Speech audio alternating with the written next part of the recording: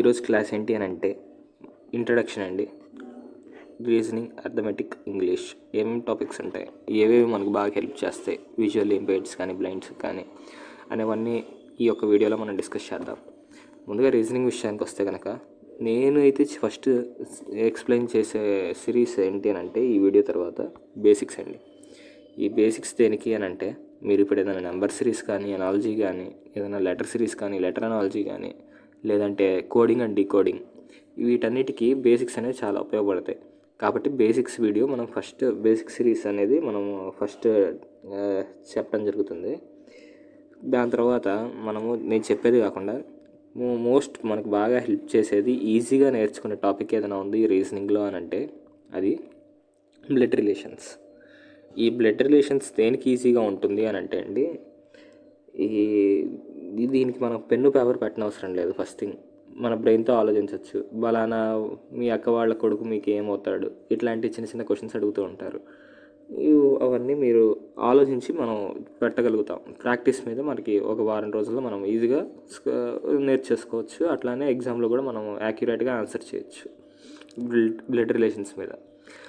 దీని తర్వాత మనకి మోస్ట్ ఇంపార్టెంట్ అట్లనే మోస్ట్ ఈజియెస్ట్ టాపిక్ రీజనింగ్లో ఏంటి అని అంటే అది డైరెక్షన్స్. డైరెక్షన్స్ అంటే ఏం లేదండి, ఒక మనిషి ఒక 4 కిలోమీటర్లు తూర్పు దిశగా నడిచాడు అని అంట. ఎంతండి 4 కిలోమీటర్లు తూర్పు దిశగా కుడి పక్కకు తిరిగాడు. ఓ 3 కిలోమీటర్లు నడిచాడు. అప్పుడు తను ఏ డైరెక్షన్ వైపు ఉన్నాడు అని అడుగుతారు. ఏ డైరెక్షన్ వైపు ఉన్నారు అని అంటే కనుక అప్పుడు మనం ఆన్సర్ చేయొచ్చు సౌత్ అని. ఇది ఎట్లా వచ్చింది ఏంటి అనేది మనం డైరెక్షన్స్ అనే టాపిక్ డిస్కస్ చేసేటప్పుడు చెప్తాను. ఈజీగా ఉంటుంది ఇది కూడా. డైరెక్షన్స్ అనేది ఏ దిశగా ఉన్నాడు, ఎంత దూరం నడిచాడు, ఇట్లాంటి క్వశ్చన్స్ అన్నీ అడుగుతారు. తక్కువ దూరం ఎంత దూరం అయితే కనుక తను ఆ డిస్టెన్స్ తక్కువ దూరంలో చేరొచ్చు అనేవి ఇవన్నీ కూడా. ఓకేనా అండి. దాని తర్వాత మళ్ళీ నెక్స్ట్ టాపిక్ ఏంటి అని అంటే క్యాలెండర్. ఈ క్యాలెండర్ టాపిక్ ఏంటి అని అంటే ఎటువంటిది అని అంటే బలానా 4th ఫిబ్రవరి 2025 ఏ రోజు వచ్చింది, ఇట్లాంటి క్వశ్చన్స్ అండి. ఇట్లాంటి క్వశ్చన్సే కాకుండా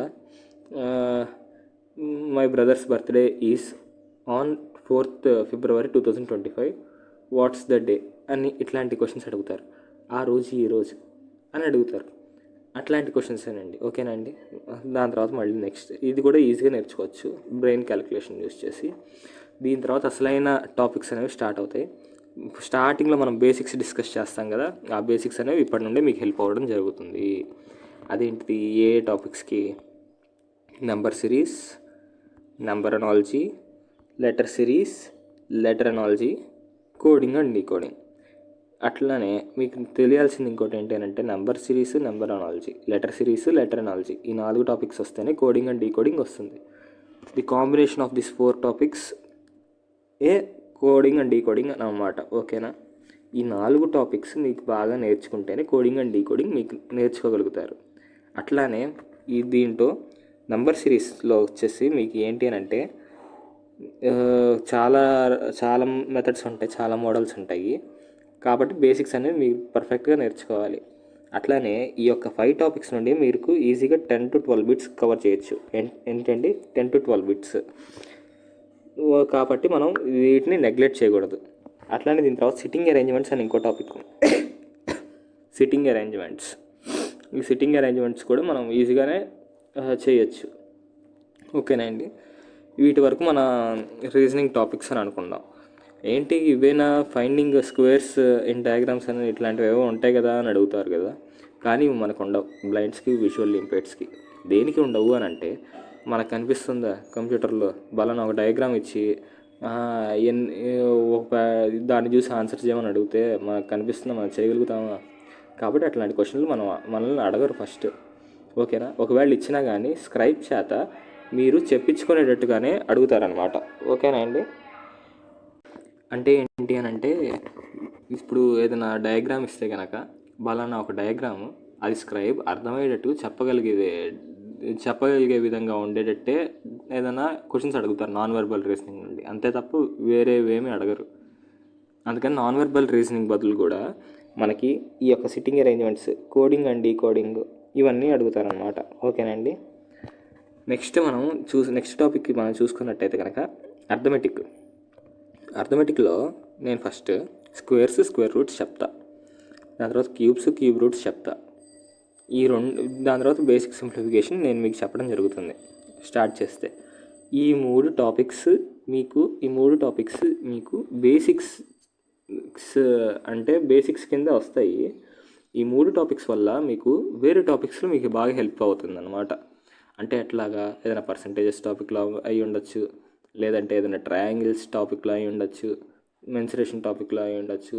ఖచ్చితంగా ఒక 3-4 టాపిక్స్లో మీకు ఈ మూడు బాగా హెల్ప్ అవుతుంది అనమాట, ఉపయోగపడుతుంది.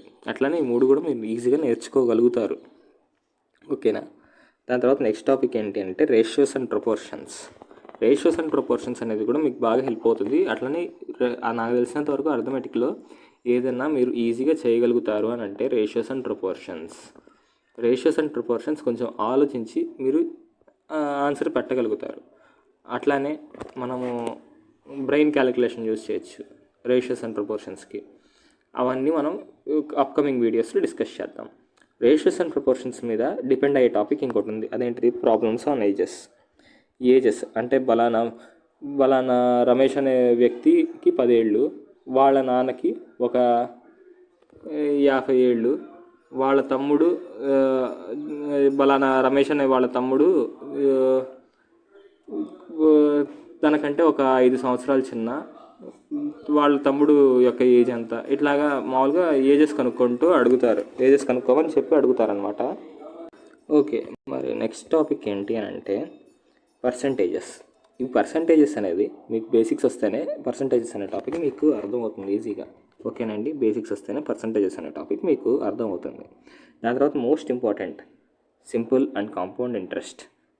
ఇది రావాలంటే ఇంకో స్పెషాలిటీ ఉంది, అదేంటి పర్సంటేజెస్ బాగా నేర్చుకోవాలి మీరు.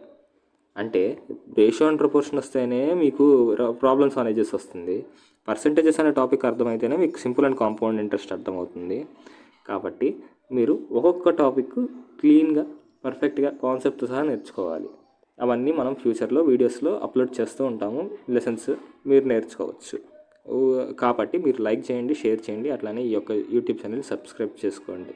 ఇది జస్ట్ మామూలుగా ఇంటిమేషన్, వీడియో ఇంకా కంప్లీట్ అవ్వలేదు. నెక్స్ట్ ఏంటి అని అంటే యావరేజెస్ అనే యొక్క టాపిక్ మీకు చాలా బాగా హెల్ప్ అవుతుంది.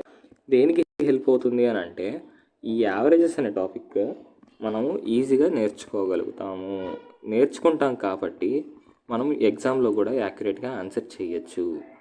అందుకని యావరేజెస్ అనే టాపిక్ మనకి ఈజీగా అర్థమవుతుంది అన్నమాట. ఓకేనండి. దీని తర్వాత మోస్ట్ ఇంపార్టెంట్ టాపిక్ ఏంటి అని అంటే ఎల్సిఎం అండ్ హెచ్సిఎఫ్ అండి. వీటి నుండి ఖచ్చితంగా మెయిన్స్లో అయినా ఒక బిట్ రావాలి, లేదంటే ప్రిలిమ్స్లో అయినా ఒక బిట్ రావాలి. ఖచ్చితంగా రాకుండా అయితే ఉండదు. ఎల్సిఎం అండ్ హెచ్సిఎఫ్ మెయిన్గా మనకి.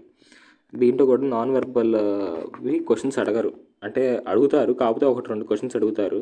కాకపోతే అవి ఎక్స్ప్లెయిన్ చేసేటట్టుగా మీరు స్క్రైబ్ని సెలెక్ట్ చేసుకోవాలి. ఓకేనండి. నెక్స్ట్ మనం ఇంగ్లీష్కి సంబంధించి చూసినట్టయితే ముందుగా మొత్తం పార్ట్స్ ఆఫ్ స్పీచ్ అండి. పార్ట్స్ ఆఫ్ స్పీచ్ మీద మన ఎర్రర్స్ ఫైండ్ అవుట్ చేయడం నేర్చుకోవాలి. పార్ట్స్ ఆఫ్ స్పీచ్ అంటే తెలిసిందిగా నౌన్స్ మీద అడుగుతారు, లేదంటే అడ్జెక్టివ్స్, ప్రొనౌన్స్, యాడ్వర్బ్స్, వర్బ్స్, అట్లానే కంజంక్షన్, ప్రిపోజిషన్స్, డిటర్మినర్. ఓకేనండి. ఈ డిటర్మినర్ ఇంతవరకు పార్ట్స్ ఆఫ్ స్పీచ్. వీటి మీద ఖచ్చితంగా ఎర్రర్స్ వస్తూనే ఉంటాయి. 9 నుంచి 10 బిట్ల దాకా ఈజీగా రావచ్చు నాకు తెలిసినంత వరకు. ఓకేనండి. ఏదైనా ఇంగ్లీష్ బలానా ఈ టాపిక్స్ మీద వస్తాయి కనుక. దాని తర్వాత next active and passive voice, దాని తర్వాత మళ్ళీ డైరెక్ట్ ఇండైరెక్ట్ స్పీచ్, దాని తర్వాత ఈడియమ్స్, వన్ వర్డ్ సబ్స్టిట్యూట్స్. ఈ ఈడియమ్స్, వన్ వర్డ్ సబ్స్టిట్యూట్స్ ఏంటంటే అది మనకి ఈజీ కొంచెం. Idioms and one word substitutes అంటే మనం ఏంటంటే కొంచెం చదువుకొని వెళ్ళలేదు కదా ఈడియమ్స్, వన్ వర్డ్ సబ్స్టిట్యూట్స్ అనేవి. అంటే ఇప్పుడు ఈడియమ్స్ 150, 100 ఉంటాయి, వన్ వర్డ్ సబ్స్టిట్యూట్స్ కూడా 150 ఉంటాయి. రోజుకు 5, ఇవి 5, అవి 5, రోజుకు 10. ఈజీగా మనం ఒక 3-4 నెలల్లో కంప్లీట్ చేసేయచ్చు. ఏ ఈడియం ఏది అడిగినా కానీ మనం ఆన్సర్ చేయొచ్చు. ఈడియమ్స్, వన్ వర్డ్ సబ్స్టిట్యూట్స్ నుంచి మనకి 4 బిట్ల దాకా వస్తాయి ఈజీగా. అందుకని ఇంగ్లీష్ కూడా మనకి బాగా హెల్ప్ అవుతుంది. మనకి రీజనింగ్, ఇంగ్లీష్, జనరల్ అవేర్నెస్ ఈ 3 మనకు బాగా ఉపయోగపడతాయి ఏదైనా కాంపిటేటివ్ ఎగ్జామ్స్ కానీ, ఎంట్రన్స్ ఎగ్జామ్స్ కానీ. మనకి డిఫికల్ట్ పార్ట్ ఏంటి అని అంటే అర్థమెటిక్. అది కూడా దేనికి అని అంటే మనం పేపర్ మీద పెన్ను పెట్టలేం కాబట్టి మనకు అది డిఫికల్టీ. లేకపోతే మనం ఎందుకు చేయలేము, అది లేకపోతే చాలా ఈజీ అర్థమెటిక్ అనేది. ప్రతి ఒక్కళ్ళు జనరల్ అవేర్నెస్ వదిలేసి అర్థమెటిక్ మీద పడేడుస్తారు. నార్మల్స్, రీజనింగ్ కానీ, అర్థమెటిక్ కానీ, ఇంగ్లీష్ కానీ. కానీ మనము వాళ్ళకి కష్టంగా ఉండేది ఏంటిది? General awareness. మనం దాన్ని పట్టుకొని మనం గట్టెక్కుతున్నాం అనమాట కాంపిటేటివ్ ఎగ్జామ్స్లో. నిజంగా మనం గ్రేటే. ఓకే, ఇప్పుడు కనుక మీకు ఈ వీడియోలో నా ఎక్స్ప్లెనేషన్ కనుక నచ్చితే కనుక ఒక లైక్ చేయండి, షేర్ చేయండి మీకు ఈ వీడియో ఉపయోగపడే వాళ్ళకి. అట్లానే నెక్స్ట్ వీడియోస్ కోసం, నెక్స్ట్ వచ్చే లెసన్స్ కోసం మా ఛానల్ని సబ్స్క్రైబ్ చేసుకోండి. Thank you for watching.